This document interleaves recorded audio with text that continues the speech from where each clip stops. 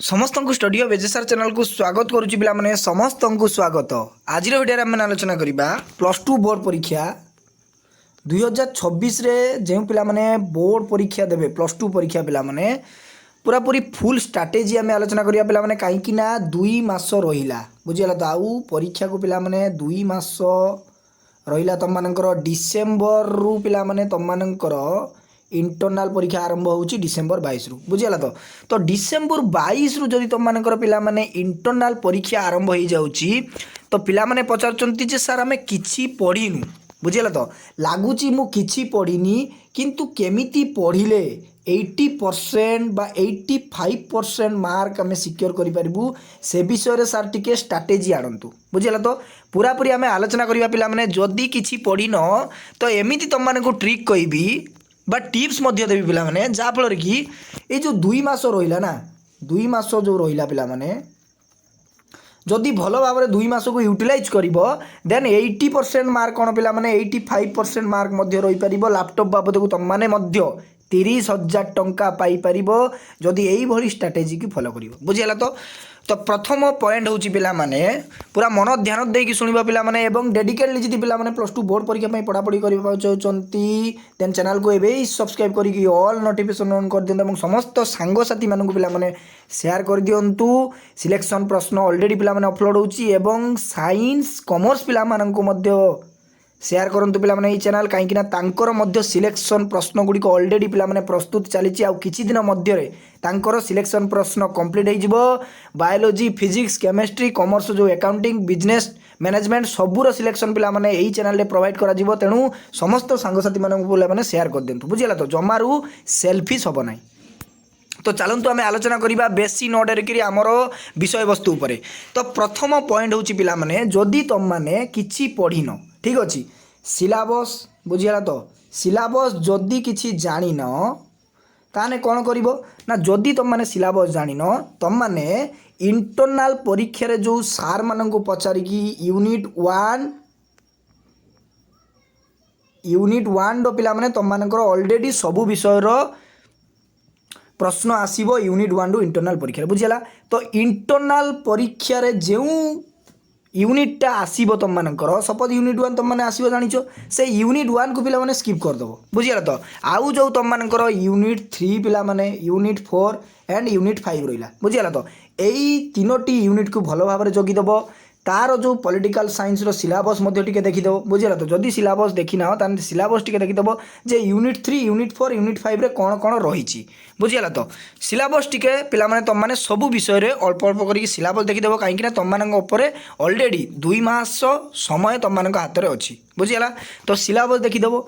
द्वितीय पॉइंट होची पिला माने सिलेबस देखि सारला परे तुम माने टिके क्वेश्चन पैटर्न देखिबो बुझीगला। तो बहुत इंपोर्टेंट पिला माने पूर्व वर्षर प्रश्नपत्र PY को पिला माने प्रैक्टिस करबा बहुत इंपोर्टेंट तुम माने तुम माने कौन करिवो ना PYQ बुझीगला। तो पूर्व वर्षर प्रश्नपत्र देखिदेव सपोज मन कर MIL ओडिया रे पूर्व वर्षर प्रश्नपत्र गुड़िक देखिदेल जे 80 मार्क रो प्रश्न तुम मानकर बोर्ड परीक्षा आसीबो 20 मार्क तुम मानकर इंटरनल एग्जाम हो जिवो बुझीगला। तो प्रश्नपत्र गुड़िक देखिदेल पूर्व वर्षर तापर कौन करिवो ना आमर जो सिलेक्शन प्रश्न पिला माने दिया जाउची बुझीगला। तो सिलेक्शन प्रश्न कौन करिवो ना सिलेक्शन प्रश्न थर्ड पॉइंट होची पिला माने सिलेक्शन प्रश्न जो तुम मानकु सिलेक्शन प्रश्न मु दउची सेही सिलेक्शन प्रश्न गुड़िक भल भाव पढ़ी दियंतु वर्तमान बुझीगला। तो सिलेक्शन प्रश्न पढ़ीदेव पिला माने 100% सही सिलेक्शन प्रश्न परीक्षा रे ही आसीबो बुझीगला। तो सिलेक्शन प्रश्न जदि भल भाव पढ़ीदेव विथ मु जो तुम मानकु प्रतिदिन क्लास जो तुम मानकर होची बुझीगला। तो MCQ प्रैक्टिस करौची MIL ओडिया हो पिला माने इंग्लिश हो बा हिस्ट्री हो जो पॉलिटिकल साइंस सोशियोलॉजी बा इच्छा दिन ओडिया तुम मानकर रही एवं लॉजिक रही सब जो क्लास आसूची पिला माने तुम माने कौन करिवो से क्लास गुड़ी को प्रतिदिन अटेंड करिवो बुझीगला। तो प्रतिदिन से क्लास गुड़ी अटेंड करिवो एवं खाता को से गुड़ी को कौन करिवो नोट करिवो। सपोज मन कर लॉजिक रो गोटे खाता करदेल पिला माने लॉजिक रो गोटे खाता करदेल ता देहरे MCQ प्रश्न गुड़ी को 1 मार्क एवं 2 मार्क मध्य सिलेक्शन देवी 3 मार्क सिलेक्शन देवी लॉन्ग क्वेश्चन जो सिलेक्शन देवी से खाता को तुम माने कौन करिवो ना नोट करदेव लॉजिक रो बुझीगला। तो सबू नोट कर सारा पिला माने MCQ प्रश्न गुड़ी को तुम माने बारंबार रिविजन करिवो कहीं एक मार्क प्रश्न पिला माने 21 आसूची तुम मानकर एक मार्क प्रश्न प्रैक्टिस करवा तुम मानक निहाती दरकार बुझीगला। तो एमसीक्यू प्रश्न गुड़िक तुम मैंने खाता को नोट करवा और भल भाव रिविजन कर सिलेक्शन प्रश्न तो तुम मैंने भल भाव पढ़ो तृतीय पॉइंट गला। फोर्थ पॉइंट हूँ पिला माने परीक्षा पूर्वर जो मो पिला माने तुम मानक मु VST प्रैक्टिस कराइबी 5टी VST पिला माने एमिति सेमिति VST नुहे पूरापूरी सिलेक्टेड VST जदि सिलेक्टेड VST 5टी प्रैक्टिस करदेल ता सहित सिलेक्शन प्रश्न गुड़िक तुम मैंने जदि भल कि पढ़ीदेल ना देन तुम मैंने पिला माने 80% कौन पिला माने 85% मार्क रखिपर बुझल। ये ग्यारंटी मुझे तुम मानक दूसरी जो भाई वे तुम मानक मुझे बतैली से भाई वे जब तुम मैंने प्रिपेरेसन कर आज मात्र 2 मास ताने 80% कौन पिला माने 85% तुम मैंने मार्क रखियो बुझीगला। तो 4टी जो पॉइंट 5टी पॉइंट मुझे आलोचना करी पिला माने बहुत इंपोर्टाट रहा तुम मानक ये सब पॉइंट गुड़िक बुझीगला। आउ जो 2 मार्क एवं 3 मार्क सिलेक्शन मध्य देवी पिला माने जमार वरीड ना धैर्यर सहित चैनल सहित जोड़ी रुहतु डेफिनेटली पिला माने 2 मार्क 3 मार्क सिलेक्शन आसो बुझीगला। तो सेगुड़िक भल भाव प्रैक्टिस करदेव सिलेक्शन लॉन्ग क्वेश्चन पढ़देव देन VST प्रैक्टिस कर MCQ गुड़िक प्रैक्टिस कर एतिकी जदि गोटे पिला करदेला परीक्षार पिला माने सबुथिरे 80+ मार्क रहिबो बुझीगला। तो 80+ मार्क तो टिके रुहतु 80+ बुझीगला 80+ मार्क रही पछे गोटे भी मार्क कमिबो ना तुम मैंने बोर्ड परीक्षा जो 80 मार्क आसूची ता देहरु तुम मैंने 75 डेफिनेटली रखियो जदि यही वे तुम मैंने प्रिपेरेसन करियो। आउ तुम मान जो 20 पिला माने निश्चित भाव में तुम मैंने तो 18 डेफिनेटली आनिबो कहीं मुझे तुम मानक ऑलरेडी भल भाव में इंटरनाल परीक्षा प्रिपेरेसन करैछि एवं इंटरनाल परीक्षा जो पिला माने डिसेम्बर 22 रे तुम मानकर हम ता पूर्वर मध्य तुम मानक सिलेक्शन MCQ गुड़िक तुम मानक प्रैक्टिस कराइबी 1 मार्क प्रश्न गुड़िक प्रैक्टिस कराइबी 2 मार्क प्रश्न गुड़िक प्रैक्टिस कराइबी तारी भितर ही प्रश्न आसीबो।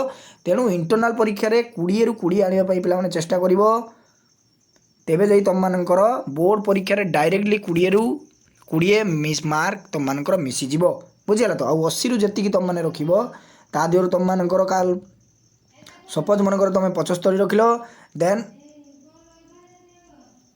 20 रखिल इंटरनाल परीक्षा टोटाल होगा तुम मानकर 95 बुझीगला। तो 95 मार्क तुम मानकर इजिली तुम मैंने स्कोर कर तो बुझीगला। तो यही वे जदि तुम मैंने कौन कर प्रिपेरेसन कर तो यही वे जदि पिला माने प्रिपेरेसन कर देन डेफिनेटली पिला माने 80% ରୁ 85% मार्क रखिबो। तो आशा करी तुम मैंने समस्ते जानीपार जदि तुम मैंने किसी पढ़िन तो यही ट्रिक एवं टिप्स को फॉलो करंतु पिला माने डेफिनेटली तुम मानकर भल मार्क रहिबो बुझीगला। तो समस्त को साधुवाद धन्यवाद थैंक यू रही आज एतिकी समस्त को साधुवाद।